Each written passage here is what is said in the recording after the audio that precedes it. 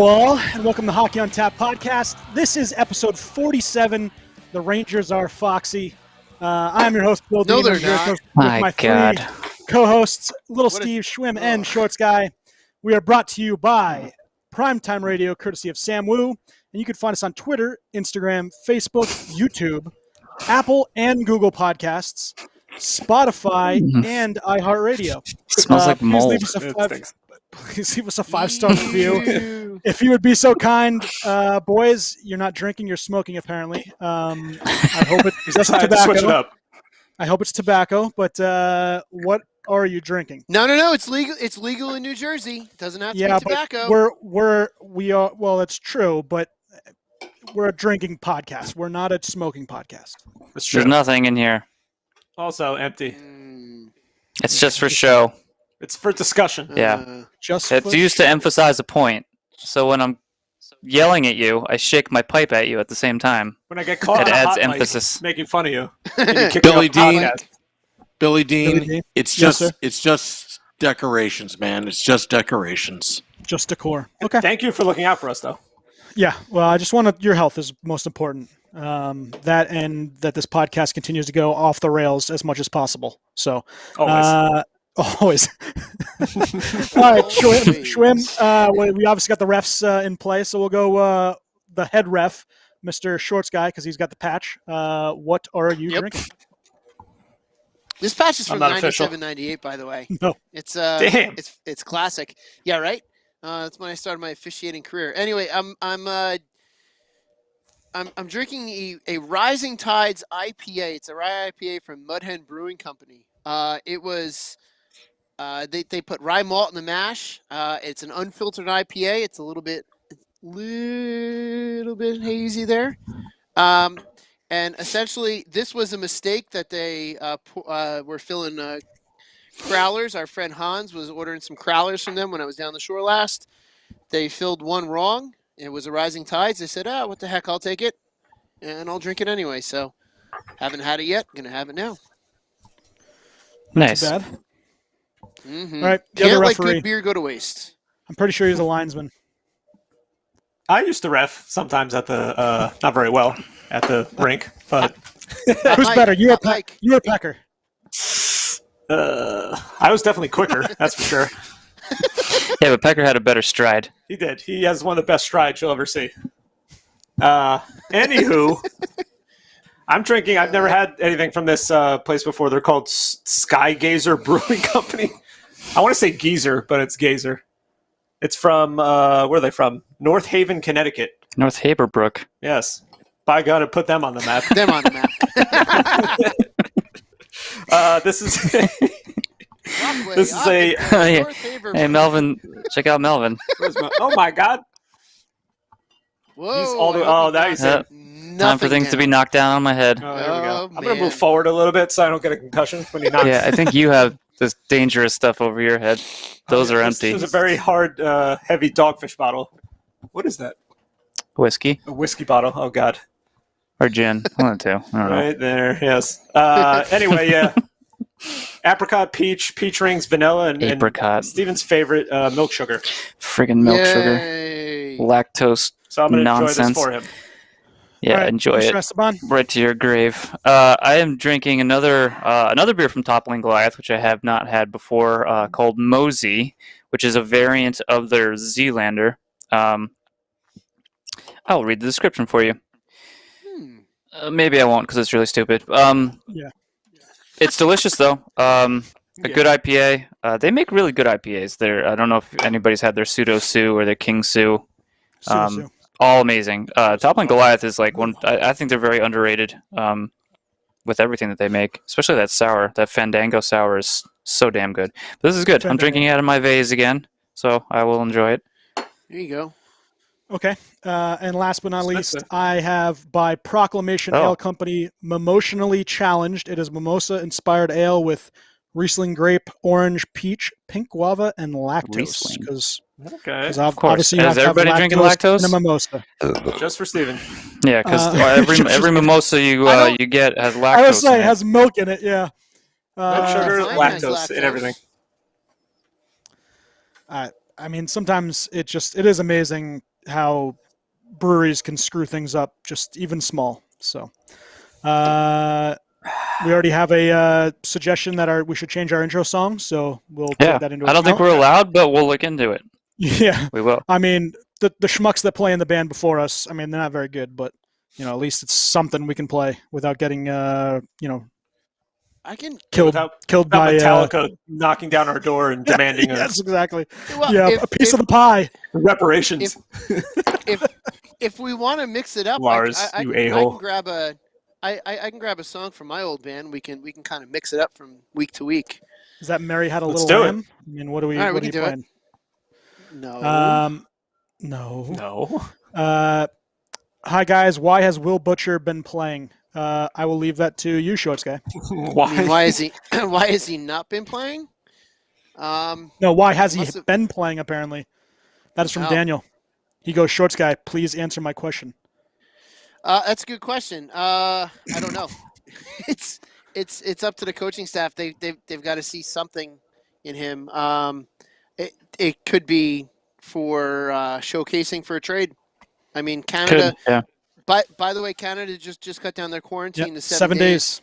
Yep. Yep. So That's what that I'm means that means if you want to have guys there at the end of just right at the trade deadline, you got to trade them by this coming Tuesday, a week from tomorrow. No, we already saw one So- move. Hasn't We been did. playing.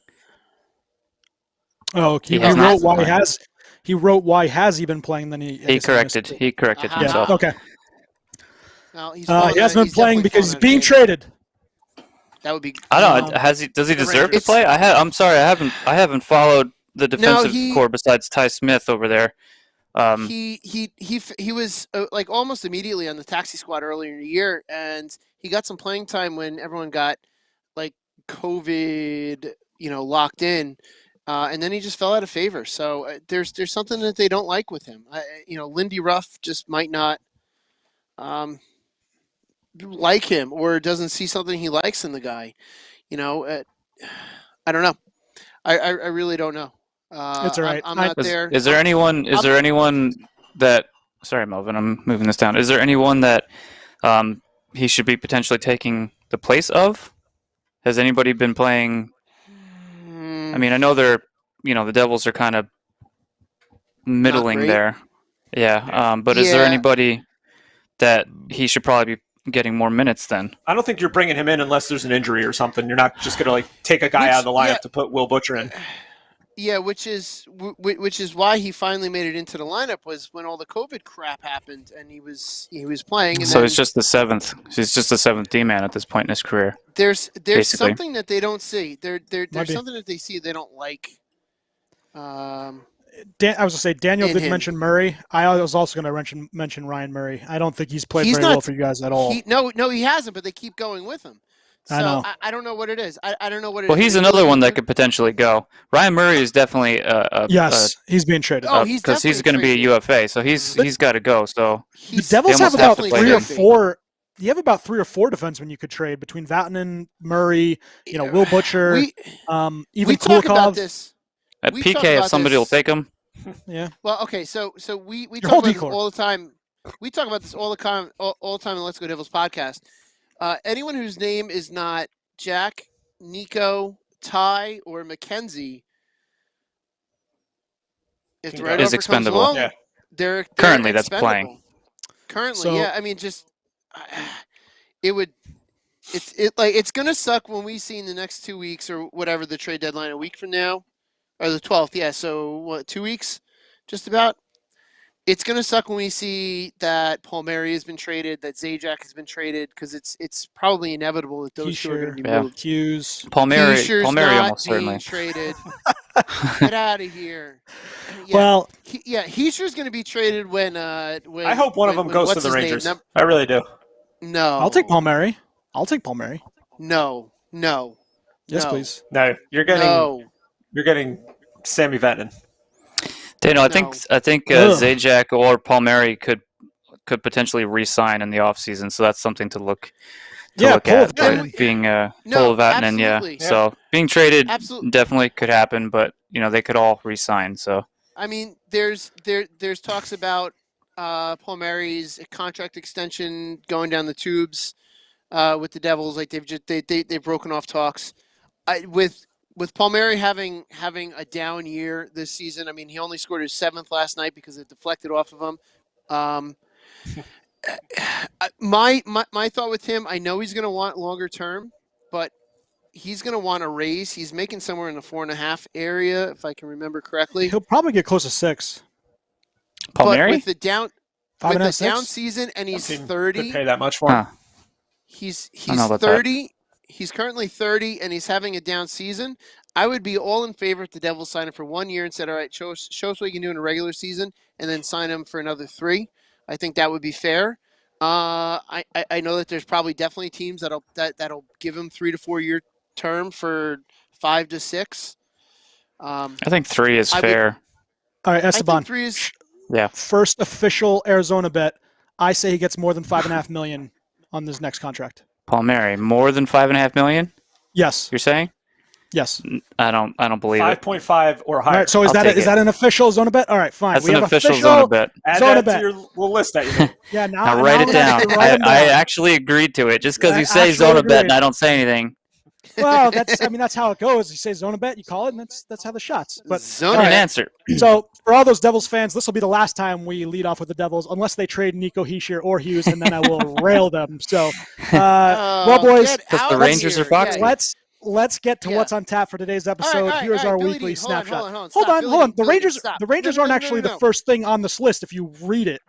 All right, well, the Rangers suck. Anyway, so Billy Dean, I'm going to create a hypothetical. Nico and Jack for Lafreniere and what's his name, number 2? Kako? No. Yeah. No way. All right. Never. Never. All right. I don't think All right, Nico whatever. is. I don't think Nico's in the ballpark of those other 3. So I think those 3 are upper levels than Nico. So if they're full potential, I think is What about Ty better Smith? than the other one. No, I have Fox, which we'll get into in a Ty minute. Smith and Fox. Hey, well, all right. So All right. We're spending a lot of Tim- time on. yes, the Devils. Yeah, exactly. Not a devil talk. Yes.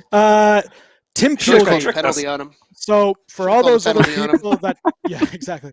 For everybody that does not know, Tim Peel is a referee. He was caught on a hot mic, which is why these 2 guys are wearing ref jerseys right now, saying it wasn't much, but I wanted to get a effing penalty against Nashville early.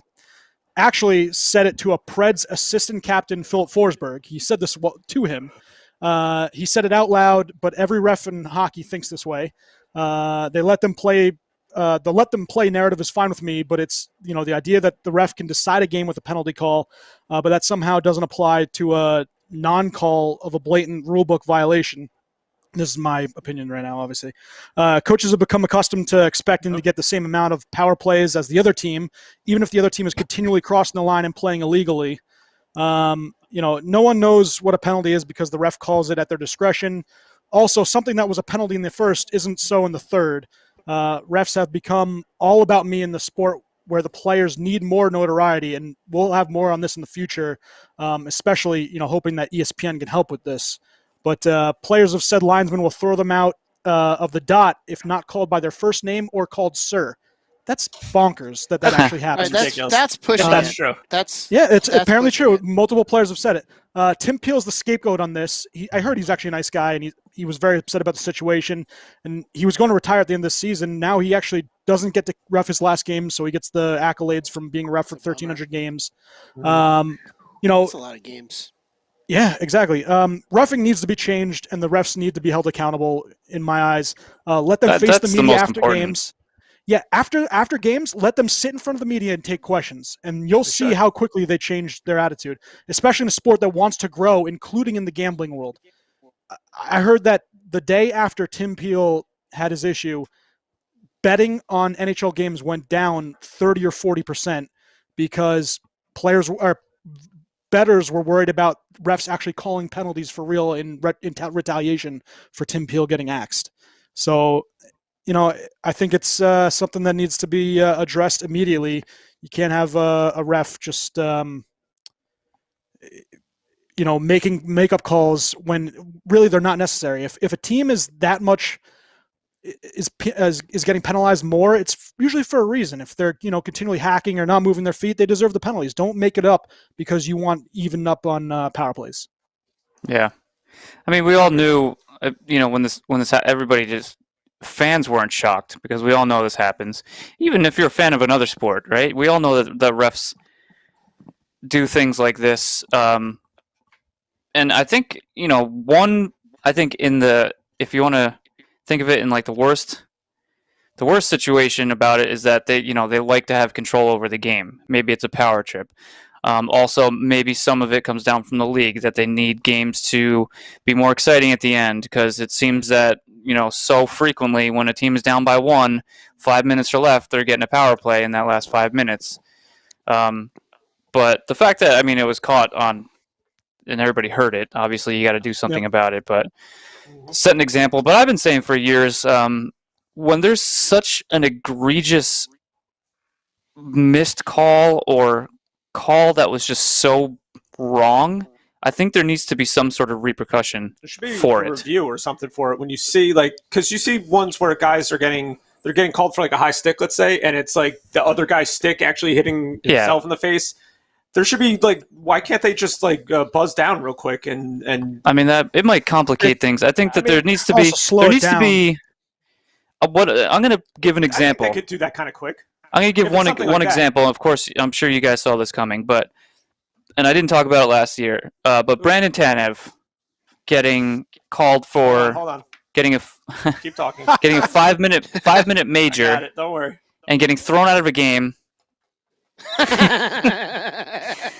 The play was reviewed, and the call stood as a major, and he was thrown out of the game. Boston didn't score on it, but they lost Tanev for the rest of the game. Poor Tanev. What I want to know is how I feel like every single 5 minute major deserves some sort of review by the league, in-person hearing, phone call hearing, because it's a 5 minute major is a major. Obviously, it's in the definition. It's a major penalty.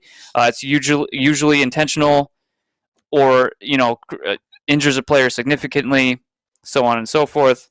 But how is it you can get away with something, and people, former players, former officials, the one player, Ryan Whitney, calling it the worst call he's ever seen in his entire NHL career, or watching NHL.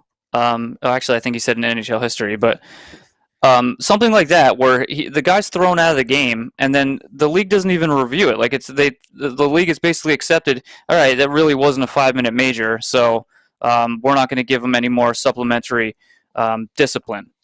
I'm like, discipline the refs then, because that obviously was a horrible call, and it may not have lost the game for Pittsburgh, but that's 5 minutes out of the game that they have to kill, and they lost their best penalty killer and one of the spark plugs in the roster.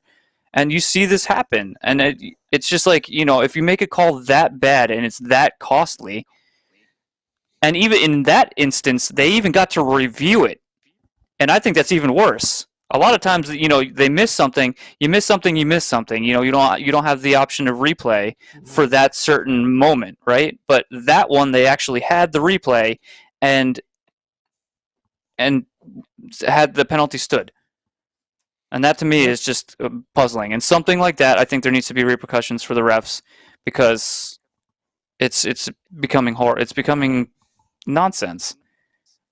Yeah, I mean they need to absolutely make sure that they call the game the right way. Whether it be penalties that aren't called that should have been called, or calls that were called that shouldn't have been called. So and just ref a game to ref a game. You don't that we had a call the other teams do for a penalty, even it up, or that call wasn't good, or you make a mistake. You make a mistake, and maybe on replay you see that the call that you made wasn't that great, so then you give a makeup call to the other team. Even that sucks. You made one mistake. You don't need to make another mistake. Well, plenty. I think it was Smith from Ottawa was saying that the other team got more calls, and he was pissed off that they didn't get the same amount of calls. You've allowed this so that coaches think that they deserve to have the same number of power plays. The same amount. No, if your team was clearly breaking the rules, they deserve to be in the box more. How about you discipline your players or make them play better? I mean, this is ridiculous. But Yeah. No. All right. So a couple things with this. I mean, for anything like a major, I mean, fighting, obviously a fighting major, 5-minute major for that, we'll push that aside because that's pretty clear cut and obvious what that is. But anything like a major, a match, a game misconduct, I think that should be up for review instantly on the ice. Like, okay, is this really worth a game misconduct? It is though. Yeah. Well, okay, so then they've got to get that right. Yeah. You have the friggin' review, and you still, and that's what bothered me most about that. But about that specific call. I mean, I can't think of other instances in which it's happened, but that one's like fresh in my mind because it only happened, 2 weeks ago or whatever it was. Because that was a pretty crappy call.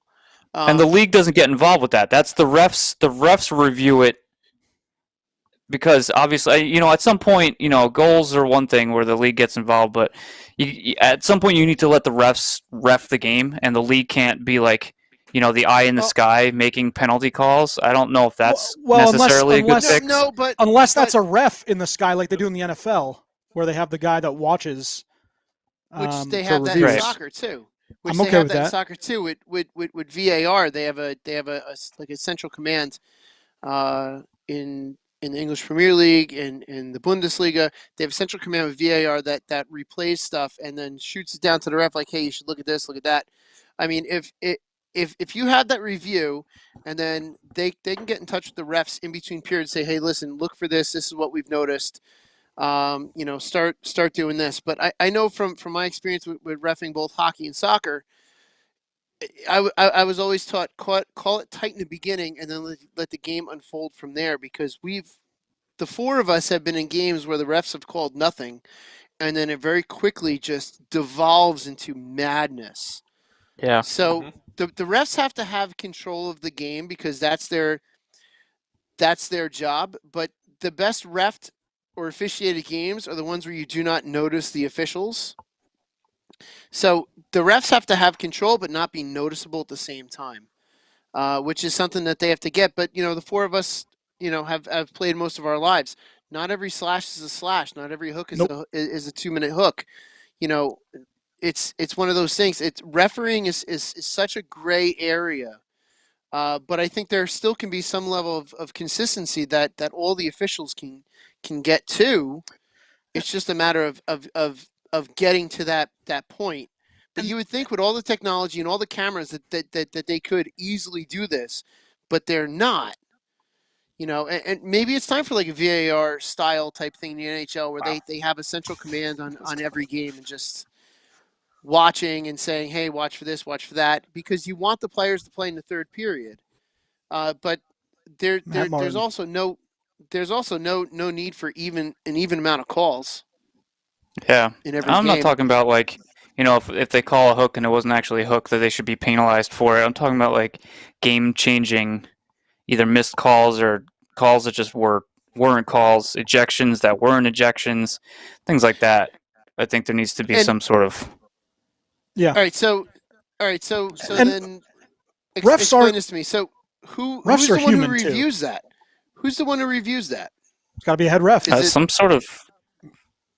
You mean like who reviews that in the and game. Like in the game, like a Dean Blandino kind of type, one of the head ref or the head of the refereeing association. I don't do that way. Some sort of a yeah. But is it have it for ongoing? Toronto, sure. Is it ongoing like in the middle of the game to where it's called down immediately where they review it right away? I don't even know about that. Like I don't know, but I mean, obviously, ideally, if you can correct something that was wrong. But at the same time, if something is left up to the discretion of the referee, and then you get another referee in there whose word takes precedent over the other. So you're going to get into that. I'm talking about like, after the fact, if something happens, we're not going to slow it. We watch a very fast game, and a lot of the joy that we get out of watching hockey is how fast it is. And if you slow it down even more because of all these like reviews and getting more refs involved, could cause a problem in viewership. But I'm saying, like, if a game is over and something happened, like, the refs need some sort of to be reprimanded in some sort of way. Yeah. just accountability, and I think really just Yeah. having them sit in front of media is a big thing because that puts their name and face in national television, and they have to sit there and really, explain why they think that a call is a certain way. I think that's perfect. now And there dock can them They would get if they ripped apart okay, every so, game so after that's every game. fine. That's fine. So there You're can a be a downside. So we're talking about the refs that want to be big personalities. There can be a downside to this where refs are going to thrive under that press conference and just want to be that pain in the ass. Like like could you imagine like a John Tortorella style ref? So, but then you have Like, a like- demerit system. You have a demerit I system think you need where to be you like him guys. to be a ref. So, and here's an interesting thing: Tim Peel, but like right, that has just loves Peel has fighting reffed media. Wants the attention. 13. Tim Peel's reffed 1,300 games. He has never reffed in a Stanley Cup final. That's because he's on he's not considered a very good referee, and they don't want the guys that are going to mess up calls. So they haven't had him ref a Has he- Stanley Cup game. Has he He's done reffed in the playoffs before? but not Okay. Cup finals. Not a finals. But that's a big tell. I mean, you 1,300 games. How many seasons? 20 years. You haven't reffed a Is he the Stanley most seasoned ref Cup. No. I think there's been other ones. out of all the refs that are Yeah, there's been currently other ones, reffing? but I'm pretty no, sure that are he's currently not the most refing? I mean, seasoned. Yeah, No. I'm pretty sure he How isn't. many, But how many current refs are there? I don't know. You can look it up. All right, but let's get to something exciting. I know we could keep talking about this because we do think 'Cause we all hate we're the refs. players, right? Well, yeah, but right, they're human beings. They make mistakes. We all make mistakes. That's fine, but you have to have some kind of accountability, and I think that's all we're saying. So, all right, boys. Award winners at the half season mark. So I wanted to get your opinion. We'll do Norris, Jack Adams, Hart, and Vezina. So Jack Adams, right? Who would be there's a bunch of candidates, right? Quenneville, Brindamore, call it in from Chicago, although they're kind of falling off a little bit. Sheldon Keefe from Toronto, not him anymore. and then Dean Evison, Minnesota, who is my choice. Evison leads Minnesota to third place in the West, 43 points. He's 21-10-1, plus 16 goals differential. So I'm going with Evison, Minnesota. Why not Anybody? Mike Sullivan? Because you guys should be good. Minnesota was not supposed to be good. Mm, And if you're going to I do don't that, then hold on. If you're going to do that, base it off of how well a team's playing, then I'm going to give it to the man on the Islanders bench every single year because I think he's hands down the best coach in the NHL. If you want to go that way. but I mean, Trotz could certainly be a candidate again. I think that like every year. I think that's definitely a valid That's argument what- because of how how they play with him, so on and so forth. But Mike Sullivan. First of all, the Penguins weren't expected to be much. A lot of people had them missing the playoffs, which in theory they still could. Those But guys are idiots. they have a great March, and the depletion of the roster due to injury and big names, and he still got them playing on a high level. I think I'm not saying he's my Jack Adams winner. I'm saying he needs to be part of the discussion because no one's talking about him. Yeah. He's done, and even last season. season, he's done good things with massive amounts of injuries. So he never really has a full roster. But if you want to talk, I have to think about it. You guys can go about who your choice for front runner would be. Surprisingly, I like Brindamore just because of how tough Carolina is to play against and how good they are. No, I like Quenneville. I'll take that as my Quenneville choice. too, but I think they're screwed now that Ekblad is Gonzo. Mm-hmm. Yeah, we'll see. With Ekblad out, then that'll be a real test for Quenneville and the rest of the Panthers. Yeah. So I was going to get into that too, but we'll talk about the injury to him in a second. I got some stuff on. All right. So real quick. There's 34 full-time referees and 34 full-time linesmen in the NHL Officials Association, which happens to also be the same number. We're on day 34 since the Buffalo Sabres last won against my beloved New Jersey Devils. Hey, so I think are they still winning 2-0 right now? They're up 2-0. Yeah, 2-0. Get out of here. What? Get out of town. Yep. 3-0. Yeah, Oh, 3-0. So, Wow, by the way, Buffalo is on a 17-game losing streak. If they beat this against Philly, I think Alain Vigneault is fired tomorrow. You think so? Might be. They play them again on. They play them again But Wednesday. two, So he has 2 embarrassing losses against the Rangers, one 9-0, Rangers, one yep. 8-3, And now this one? and then he loses to the worst team in the NHL.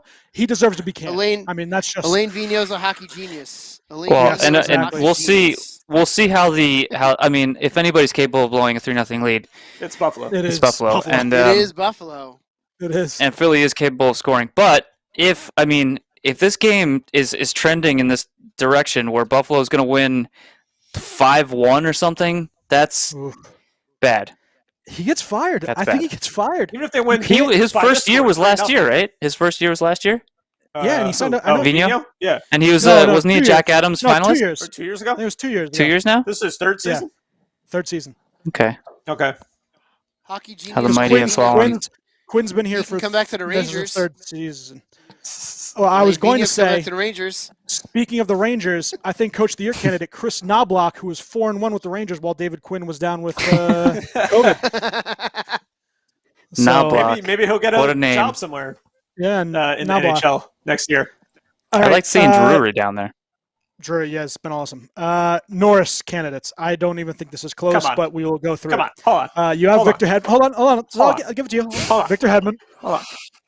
Oh my Victor god. Hedman obviously leads the defenseman in points with It's not 33 even and close. 34 games. This Hold on. Who's that? You also have other candidates: Aaron Ekblad, Charlie McAvoy, Jeff Petrie, and Or Petrie. the podcast title, Adam Fox. Mr. Foxy. Who is besting Cale Makar and Quinn Hughes right now, who he lost to in the Rookie of the Year race last year. Hedman with 33 points in 34 games, Barry at 32, and Fox at 29. He's plus 15, which is 6th in the NHL, and is one of the better shutdown D-men in the league. It's a hands down Hedman, I think. Mhm. You guys all agree? Yes. No argument. Now Hedman. to I don't my even have to say anything. Fox point, and it's not for the Norris, other than just having his name in there. Adam Fox. So I don't understand how he doesn't get more notoriety nationally. Every national publication, including NHL.com, always lists Hedman for good reason. Doughty, what and why. I mean, this is his first decent year in 4 years. Cale Makar, duh, he's probably the best Canadian defenseman there is right now. Quinn Hughes, once again, why, considering how bad he's doing defensively? He's just an offensive defenseman. John Carlson, once again, offensive defenseman, and Nah. Steve Yep. can rave about him. And then Charlie not talking about McAvoy. him. He loves him. There were 17 writers who voted on NHL.com's poll survey for Norris, and they mentioned Hedman, Doughty, Petrie, and McAvoy as Norris candidates. Petrie, damn it. Jersey sales. So, and then this is even crazier. They named every What single are player Fox's that got minutes votes. comparatively? 24 minutes and 32 seconds, which is 6th in the NHL. Okay, it's impressive. Voting points. They gave Hedman, Doughty, Petrie, McAvoy, Ekblad, Carlson, Makar, Quinn Hughes, Petrangelo, Morgan Riley, Darnell Nurse, Roman Josi, Neil Pionk, and Ivan Provorov, and didn't mention Fox at all. Jersey sales. Carlson. So then Dan Rosen from NHL.com, who I actually worked with, and he's a very nice guy, and he's actually a Rangers beat reporter too. He writes, Adam Fox will eventually get Norris consideration. Not this season, although he's been terrific this season, but it will eventually happen if he continues to play the way he plays and grow into his role as number one defenseman. Isn't Norris based off of this year, how you are doing this year? He's top 5 defenseman this year. So how is he not in the voting? He's averaging 2 more minutes on the power play than last year. He's also averaging 2.5 more minutes on the penalty kill from last year compared to, he only played 9 seconds overall for penalty kill last year. Not overall, per game. He has 17 power play points, 3 shorthanded points, and averages 24 minutes and 32 seconds time on ice. So are they intentionally, unintentionally creating an asterisk for this particular, discussion? I don't know. To where we talked about the asterisk a couple weeks ago.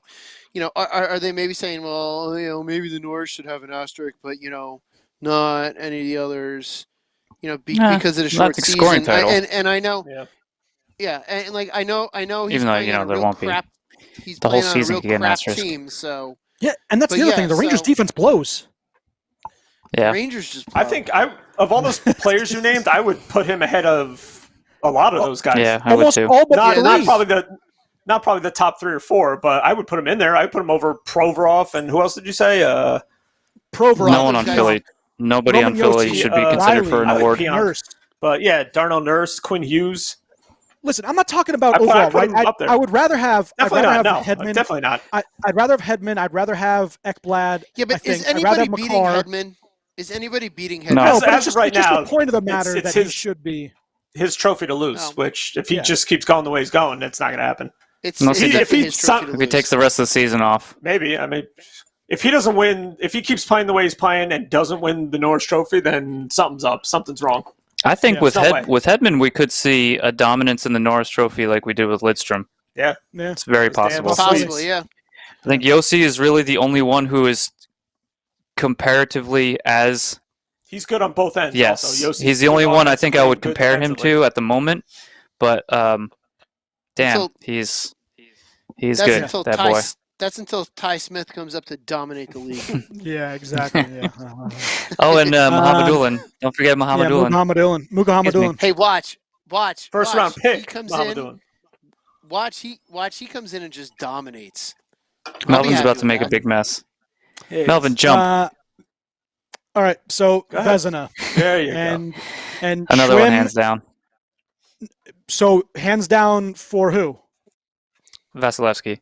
Yeah, I'm disagree. I think it's Grubauer, and here's why. Grubauer with He's the better goals 27. against, but Hold on. that's about it.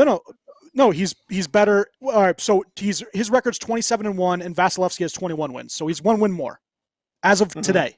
One win more. He has a 173 goals against average. Vasilevsky's at a 199.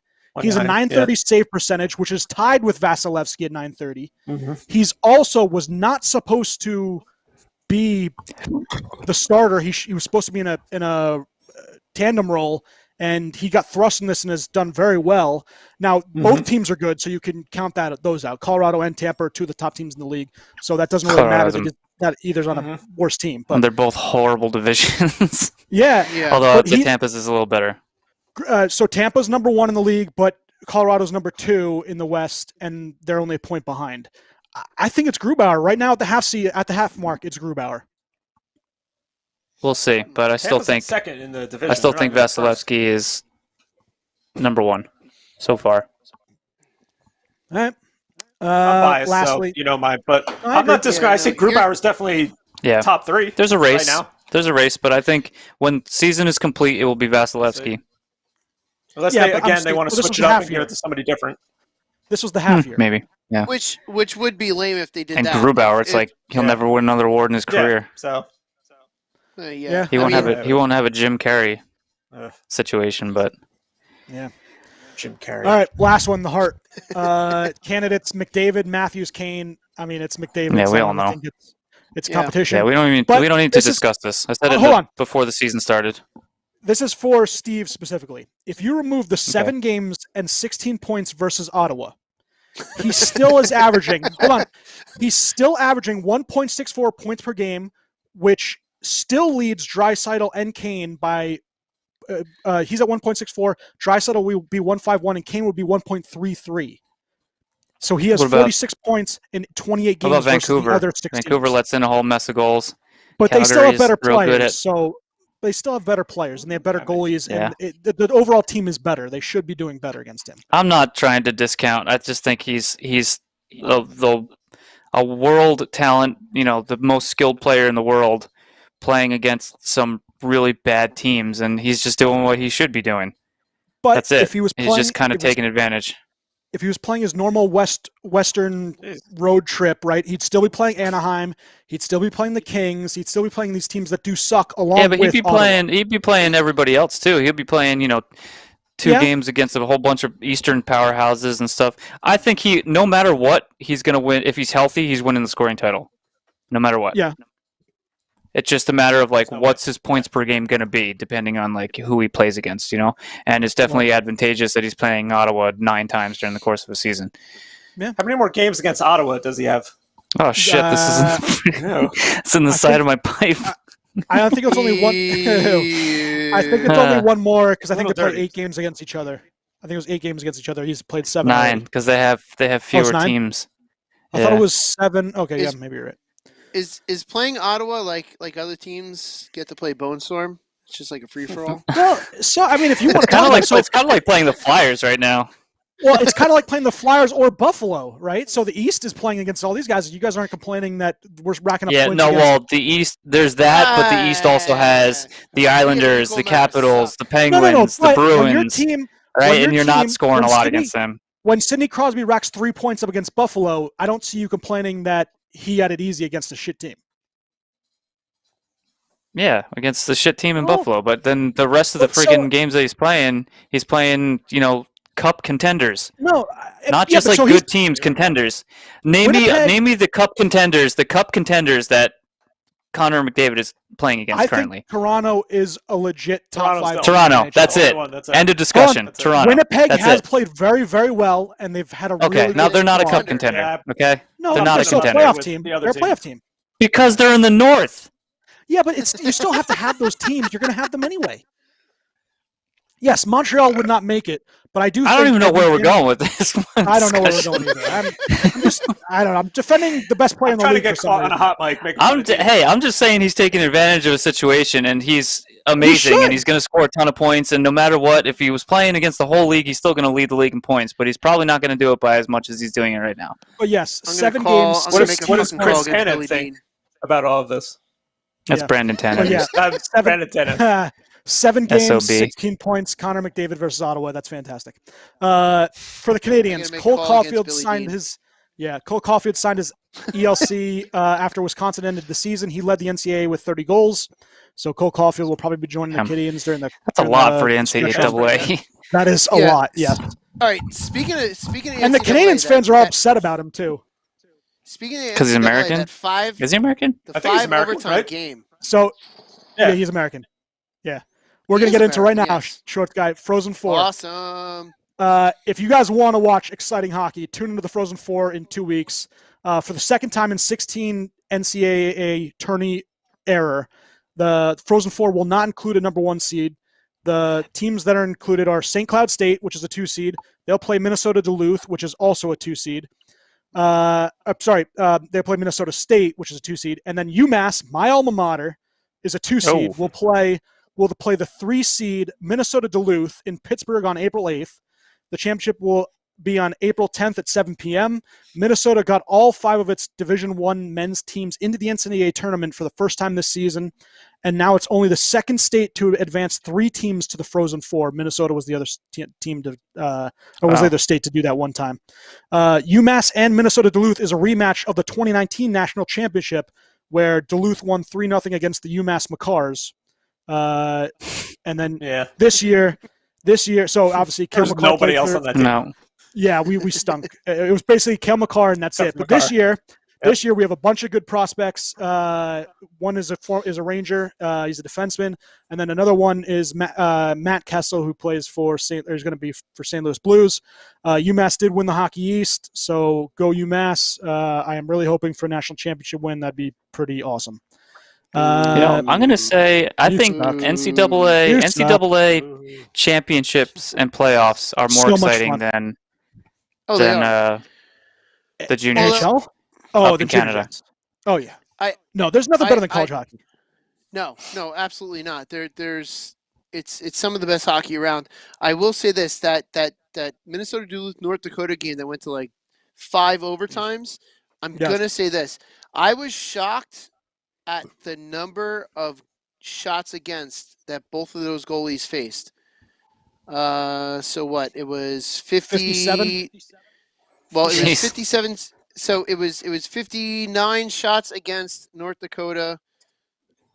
No, In 5 overtimes? No. I'm Yes. sorry. 59 against the Minnesota Duluth goalie, and the North Dakota goalie had 54 against. Yeah. We allow 54 shots a game in inline on any Yeah. given week. I was surprised Yeah. for 5 In, like, overtimes 2 and periods. 3 regular. I was actually, when I was looking at that shots on goal total, I was like, wow, that's kind of low for that much. But I guess that's just showing how much that game probably slowed down as that 3rd, 4th, 5th overtime came along. But that's a heartbreaker. Like I'll tell you what, as a goalie, that's a Feel heartbreaker that? to allow that last goal. Matheson's bad.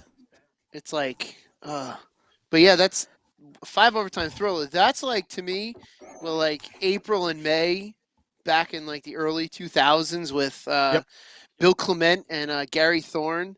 Hearing them call like Yeah. a 5 overtime game, Yeah. and like you're up way too late on a school night, Hearing or Gary you're up way too late Thorne when you should be doing. announce an overtime winner was always Yes. Oh my fantastic. Yep. gosh! It's fantastic. Which there's hope. There is hope. Yeah, maybe. Yes. Gary there is. Thorne and Bill Knock Clement on will wood. come back.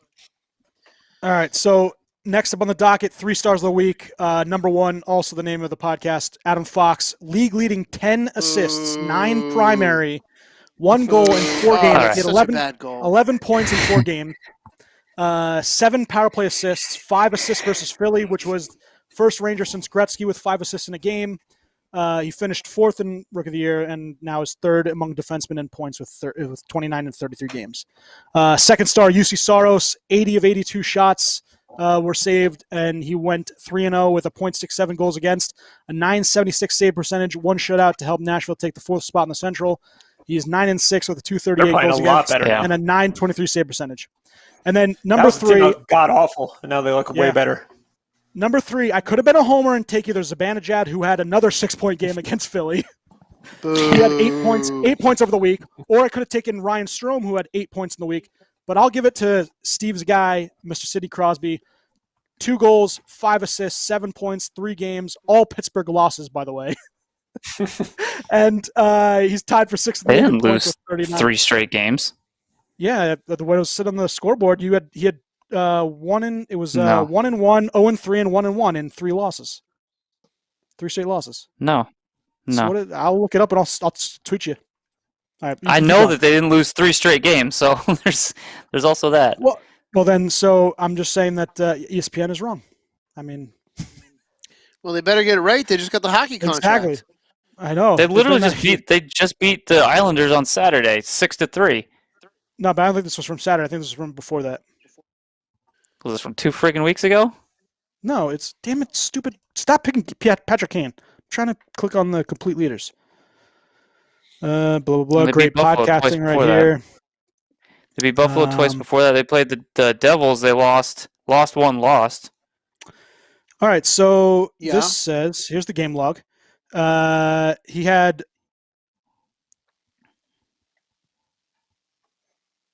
Yeah, see, it says they lost to Buffalo. It says they lost to Buffalo, and it says they Did they beat lose the to Islanders. Buffalo? Did they lose to Buffalo? It says, yeah, no, it says, ESPN I don't. Did they lose to ESPN is Buffalo? absolutely terrible. Thank you, ESPN.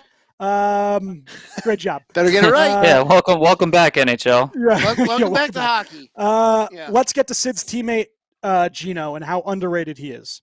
1,100 career points in 936 games. Sid with 1,302 and 1,000 games. When you think about the Pens, you first think about Lemieux, then Yager, and then Sid. Malkin, first ballot Hall of Famer, and much like Lemieux and Yager, if he wasn't there next to Sid, they don't have those 3 championships. I think that's Steve would agree. Yes. But here's my hot take. I think Russian players outside of the Golden Boy Ovechkin don't get the same amount of praise as the rest of the nation's players in the NHL. Think about it. Malkin, I don't think, he does get credence, but I don't think it's where it should be. He should be talked about as one of the 10 best players in the league. Yeah, he's Panarin. usually he was left out of the top 100 Yeah. often. So I know. So Often. Panarin, who if Panarin was a Leaf last year, Toronto Maple Leaf, do you think he gets the heart? Because I think he would. Mm, Um, I don't know. I think so. There's Maybe. there's a whole mess of talent on Toronto. So I don't know. But if he had if he did that kind of season, I think he wins the heart there. But would he have I had I think he that probably kind he of might season? have had a better see season. that. Kaprizov, how this kid is not plastered all over the NHL site is amazing to me because he is Yeah, awesome to he's watch. unheard of, and he's the best rookie without an argument. Svechnikov, who might so be one of is the it- better scorers. Is it Yeah. a geopolitical thing? Is it I a think it is. geopolitical That's what- bias against with the way that it's not Cold War U.S. Russia Yeah. or U.S. United States versus USSR, but is it a geopolitical thing where they don't want to plaster Russian players so I think far so. and wide in the NHL because of what that jackass Putin likes to do to people? and we talked about Svechnikov, but two other guys. Kucherov, he's hurt, so obviously he's not going to be in the limelight all much. But Vasilevsky, you have a goalie that's on par with some of the better goalies to play hockey, and you don't see his name all over the place as, hey, this guy's just ridiculous. Watch him. Yeah. It's Carey Price. There is. Yeah, it's always Carey Price, which is ridiculous. It's got to be a geopolitical. It's got to be a geopolitical thing. Not that we want to bring politics into all this crap, but there's got to be something with it to where they're like, no, we really can't talk about these Russians. Even Datsuk didn't get that much. He got a lot, but he didn't get that much. Not like some of the other guys. I mean, Fedorov was awesome, and it was always Yzerman. It was Yzerman. So it might go all the way back to the Cold War stuff, like with the U.S. versus the Soviets and all that shit. Especially now with the shit that Panarin's going through with, being in trouble and having to take a step back. Like, that maybe I'm going to throw this out there, wild thing to chuck out there, but maybe the NHL maybe they're afraid of the Russian Federation. Maybe they're afraid of the Russian Federation. I mean, Putin's a scumbag. He'll do what he wants to do. Like, maybe the NHL doesn't want to be in his crosshairs, which is sad. But like, Vasi should be the top goalie that all goalies want to play like. He's phenomenal. They should be plastering him all over the place because he's absolutely fantastic to watch. But in the same sense, though, when you think about it a little bit, I guess when you really delve deep into this, how many aren't Canadian or American that are really plastered everywhere? Not just Russian. I would say Hedman, Swedish. Lidstrom, Hedman isn't. Swedish. I don't think Hedman gets as much credit as he should get. I think he gets a lot of credit. I mean, everybody tells you. I don't see him anywhere. Well, he is, but I don't see him. Well, maybe not for the Stars, but you talk about defensemen. He is the first guy everyone mentions, and everyone wants him on their team. Like, he is a number one. Same thing. Well, if you're asking the hockey world about some of these other guys, they're going to say the exact same thing about the Russian players. But we're talking about, like, are we talking marketing here? Or like, what players are we marketing for? So, on NBC Sports Network or whatever, on NBC when it's during the course of the day, or whenever they're showcasing a player, like. How many of them aren't Canadian or American? Does the NHL market these foreign players differently in Europe? I don't know. Well, I mean, but I could throw Henrik Lundqvist at you, and he gets as much notoriety. Henrik Lundqvist definitely was, yes. Yeah. That's one. Capitals legend, Henrik Lundqvist? Yeah, Caps legend. There's been other guys, definitely. I think, Lidstrom was all over the NHL's pages. He was just fantastic. I mean... he's Swedish. Yeah, I don't think none, but they don't get as much. I think as far as the marketing aspect goes, they're really heavily marketing Canada and the United States, and to draw in, other than Ovechkin, but to draw in fans. And Ovechkin just basically scores at will, and people know that. Yeah. Fans want to see goals. So if this is the best goal scorer, throw him everywhere. And he's got a lot of personality, so that helps as well. So, but Americans and Canadians want to see Americans and Canadians, and the ones who don't, and this sounds awful too. I don't know if I don't want to put words in anyone's mouth, but some of these other players, if there's just a fan that watches leisurely, doesn't really follow a whole lot, catches games here or there, wants to go to a game, are they going to market? And this sounds awful. I'm going to say it again. Are they going to market a player whose name no one can pronounce? Is that also another thing? No, they're not. I don't doubt it, but you know what too though. Like Ovechkin's marketed, but because Ovechkin has a rival in Crosby. Yeah. And again, you're looking at the North America versus Russia. There's that America. I mean, I know Crosby's Canadian, but North America versus Russia, there's that give and take right there. So there's that rivalry, and that's why they're gonna. I mean, those two have been pegged as rivals since they were drafted. Yeah. Since day one. Ovechkin was drafted the year before, so it's like once they played each other the first time, that was it. They're rivals. Well, yeah, and then they became anointed rivals by the league because the league likes to anoint rivals because for no other reason for marketing. It's all marketing, and Yeah. what they're doing is they're Skinner. I'm sorry. yeah. I'm sorry. You know what? Poor Jeff Skinner. I guarantee they do focus groups, and they say, which of these players, would you rather hear, and like they'll give some player with a name that's hard to pronounce, and then someone easy. Just for example, Sidney Crosby.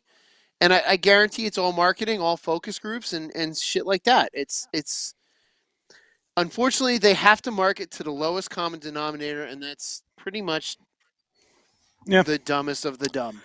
Yeah. No. All right, Yeah. so And that's the unfortunate reality of it. It's not the hardcore hockey people like us.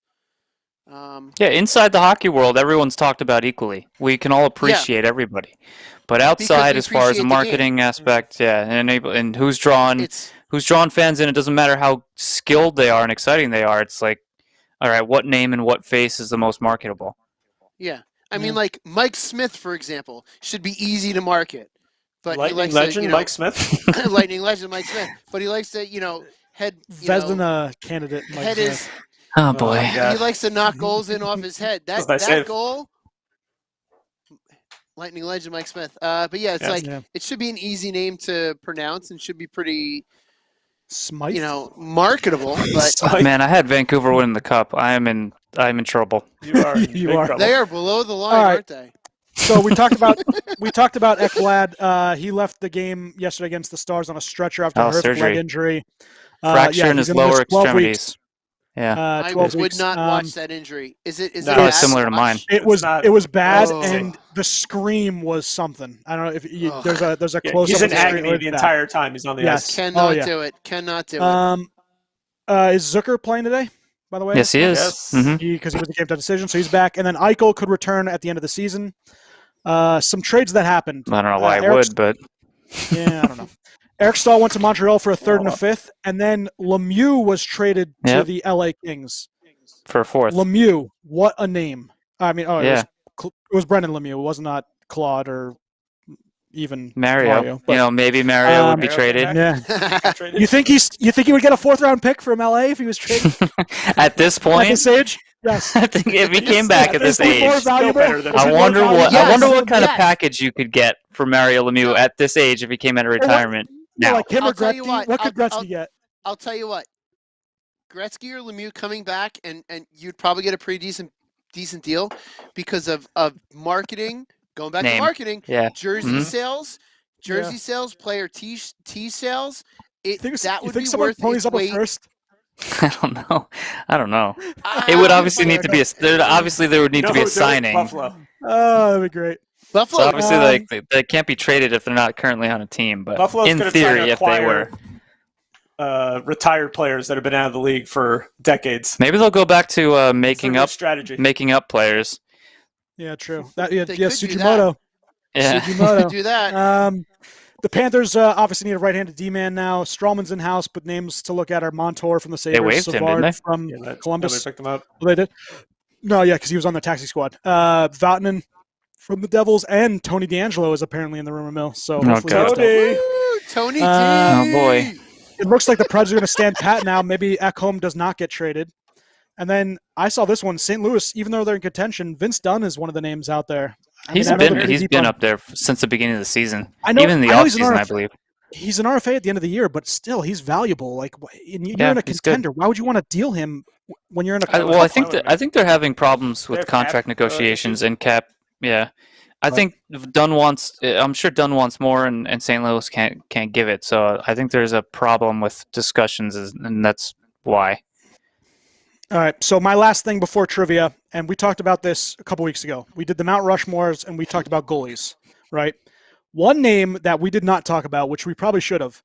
What about Vladislav Tretiak? So, absolutely.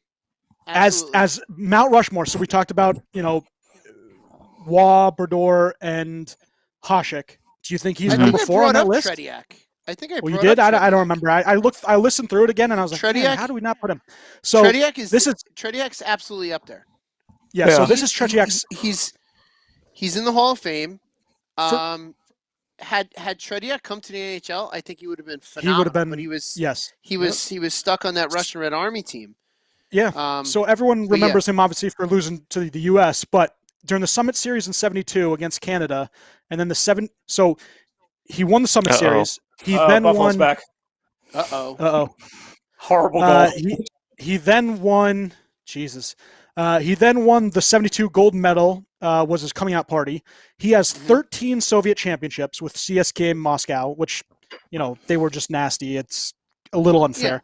But they did win 9 European Cups, 10 World Championship gold medals, 3 Olympic golds, 1 silver, obviously the U.S., 6-time Soviet Union Player of the Year, 79 NHL Challenge Cup winner when they went in and played the All-Stars, the Canada Smoked Cup them. champ and MVP.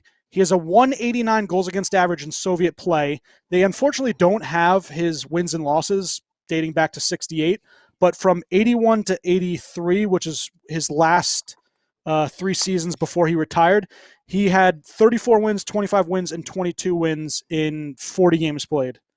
His name would have been on the Stanley Cup a couple times had he come to the NHL. If you look at it, how many? So more so from the early to mid '90s, there were a lot of Russian goalies that came to the NHL and wore number 20. Yeah, because he was the guy they all wanted to be. Nabokov. Nabokov is the big one that comes to my mind too. Belfour, he was his coach in Chicago. That's why he wore 20. It's he should be on that Mount Rushmore. His name should be on the cup, but he just wasn't allowed to. By the time the Russian players started coming here, it was too late for him. Settled. So I think our Rushmore is settled. Yeah, so here's the trivia question.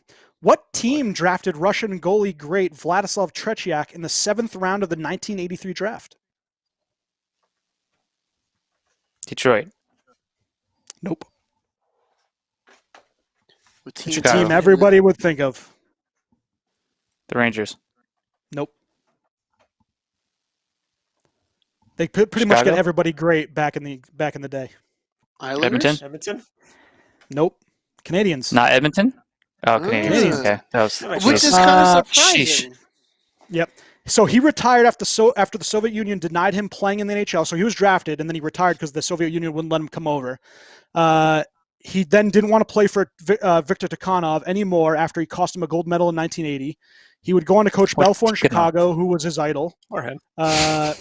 First coach to do position-specific drills, apparently. He was the first goalie coach to do goalie-specific drills. After his time with the Chicago Blackhawks, Tretiak established a goalie school where he tutored the likes of Martin Brodeur and Jose Theodore. The guy's a legend. Yeah. The guy's a legend in goaltending. I mean, it's as a player, his name should have been on the cup at least 2 or 3 times. He absolutely could have done it, and that's really the shame of what the Soviet Union did to some of these players by not letting them come. Yeah. I'll give you one more trivia while we're waiting for the music, the cue. Michael Pekka, who was he drafted by? Schwim met him. I bet him. Wait, what? Schwim met him. Michael Pekka. Buffalo? Yeah, I was going to say Buffalo. Nope. No. Who's he? The Islanders? Buffalo. No. He was on the Islanders, I think, after the Rangers. Buffalo. No. And why Michael Pekka? Yeah. The Vancouver Canucks. Okay. Yeah, why? Oh, because we were doing Buffalo. We were talking about them earlier. I just wanted to screw over Buffalo even more. All right. Hi, boys. All right, so hold on. 375. Before we get to the beers, that big what was it? March 26, 97, Red Wings and Avalanche, the massive fights. Yes. That just came up this week. Yeah. Mm-hmm. I did do the week in hockey history. Yeah. I'd like to rewatch that friggin' series. Fighting Osgood, right? Yeah, right. That was the back of Source for Sports gear catalog, the still of Waugh and Vernon duking it out, and I wish I still had it because that's a great still shot. Yeah. Oh. Those teams hated each other. It was fun. Oh, I love the playoffs. Anyway, sorry. Yeah. Beer. 375. 4. I'll give it a 4. 375. Boom. Schwim, take it on. 3. Pick another number. 7. Oh my Jesus. Ooh. gonna be a while. I'm gonna leave already. Bye, Yeah. guys. Bye, Schwim. Bye. Damn your T-Mobile.